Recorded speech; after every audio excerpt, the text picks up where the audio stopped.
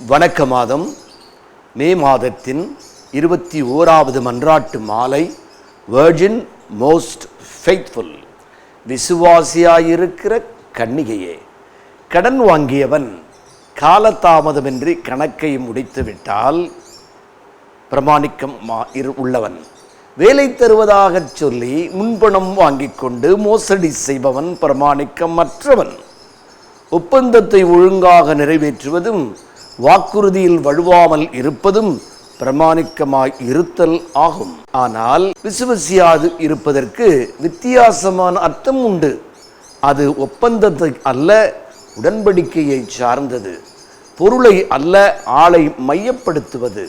அனாதையாக வந்தவனுக்கு ஆதரவு தந்து அன்னமிட்டு ஆடை கொடுத்து பண்ணையிலே நல்ல பணி அமர்த்திய பணக்காரருக்கு எதிராக சதி செய்து அவரை சாகடித்து விடுபவன் விசுவாசியாய் இருப்பதில்லை. இறைவனுக்கும் இஸ்ராயலருக்கும் உடன்படிக்கை ஏற்பட்டது.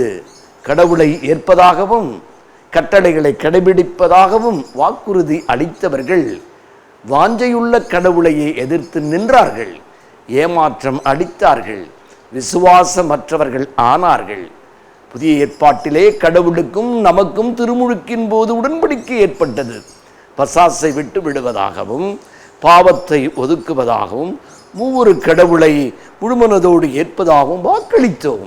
ஆனால் பாவங்களால் நாம் பல சமயங்களில் விசுவாசமற்றவர்களாகி கொண்டிருக்கிறோம். ஆனால் மரியாளோ அப்படியே ஆகட்டும் என்ற அர்த்தத்தில் ஆமென் என்ற ஆரம்பத்தில் சொன்னவர் கடவுளை மிஞ்சுவதற்கோ விஞ்சுவதற்கோ முயலவில்லை.